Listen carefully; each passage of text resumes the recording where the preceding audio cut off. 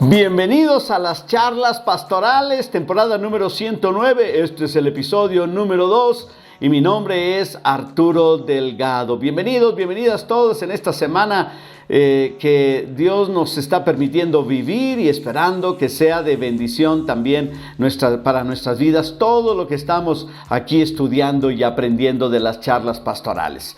Y bueno, pues vamos a ir directamente. Bueno, antes de esto, no olviden que el día de hoy comenzamos el programa Nicodemo, esta temporada donde es para trasnochadores y madrugadores. Trasnochadores a las 11 de la noche, los martes, y los viernes a las 6 de la mañana. Ahí se conecta, puede hacer preguntas, ahí les enviamos también, van a tener el material en la misma plataforma para que usted lo pueda copiar y pegar y entonces tenerlo también en su propio material. Muy bien, pues habiendo dicho esto, vamos a nuestra pregunta del día de hoy.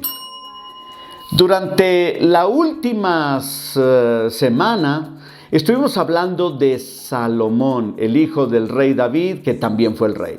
Él escribió 3 libros.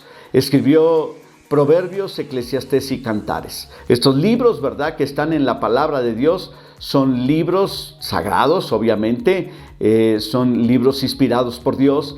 Y a pesar de que Salomón se dio una vuelta y una paseada por el mundo, pues primero escribió los Proverbios y los Cantares, pero luego después que regresa, como que se da una paseada y regresa a los caminos del Señor, escribe finalmente el libro de Eclesiastés. Así es que yo estoy seguro que de alguna manera Dios lo usó para traernos a nosotros toda esta sabiduría de estos libros. Ahora, veamos nosotros las preguntas. Recuerden que nosotros buscamos preguntas en la Biblia y luego que las leemos, hablamos un poquito del contexto en el que se dijeron las preguntas y luego le damos una aplicación para nuestras vidas. Comencemos entonces. Bueno, ya no sé si usé la campanita, pero por si las dudas, nada más por si las dudas.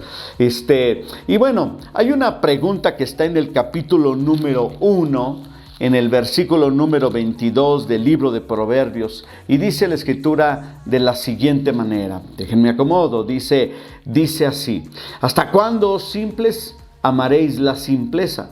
Y los burladores desearán el burlar y los insensatos aborrecerán la ciencia. Ahora, cuando nosotros leemos esta parte de la palabra de Dios, bueno, encontramos que algo que hace Salomón en el libro de Proverbios, que por cierto son sentencias cortas, ¿verdad?, de sabiduría, de advertencia, de conocimiento para nuestra vida, para la vida práctica de cosas muy prácticas de todo lo que hacemos. Pero dedica los primeros capítulos de Proverbios, Salomón, a hablar de la sabiduría y le da vida a la sabiduría, como si la sabiduría hablara, como si fuera una persona. Esta es una maravilla que tiene que ver más que nada con las figuras retóricas que se usaban y que todavía hasta la fecha usan, pues los que saben escribir, ¿verdad?, estas cosas, ¿no?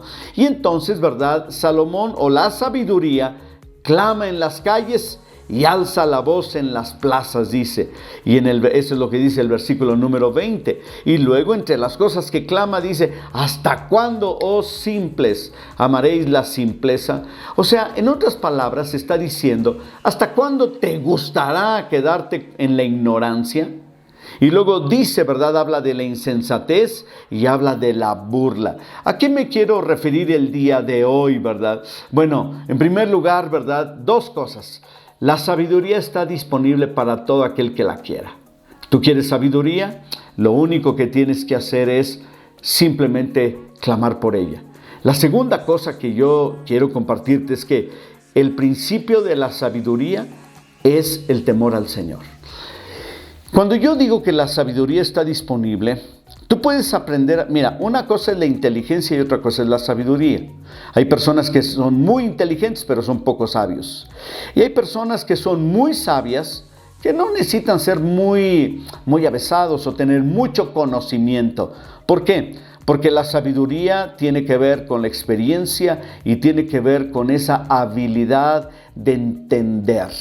entender las cosas y darle sentido a la vida, a la experiencia, a todo eso. Se requiere sabiduría, porque como ya lo mencioné, muchas personas que son muy buenas para la computación, por ejemplo, no significa que sean muy sabios.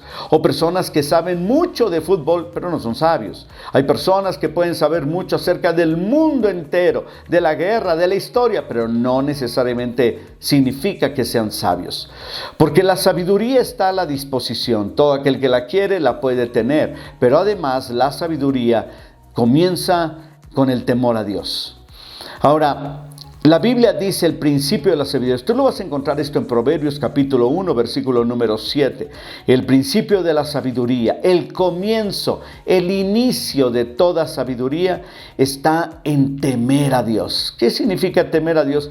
Honrarle, respetarle, escucharle y seguirle. Mira, Dios no nació ayer. A Dios no lo puedes engañar. Además, Dios lo sabe todo. Él, ¿verdad?, es poseedor de la sabiduría. Si alguien puede decir que la sabiduría está en posesión de alguien, está en Dios. Dios tiene toda la sabiduría del universo. Él tiene todo el conocimiento y además tiene toda la sabiduría, toda la experiencia. A Dios nadie lo hace tonto, nadie lo puede engañar. Él es sabio sin medida y por eso debemos honrarle y respetarle. Cuando hablamos de esto, estamos diciendo que el principio, el comienzo, para comenzar a tener una vida llena de sabiduría, para tomar buenas decisiones, para que no nos engañen y nos tomen el pelo, para ser sagaces y entendidos, la sabiduría de Dios nos va a ayudar para todo esto. Así es que no lo olvide, la sabiduría es muy importante. Deje de amar la insensatez y opta por la sabiduría de Dios. Dios te bendiga. Nos vemos el día de mañana en nuestra siguiente charla pastoral.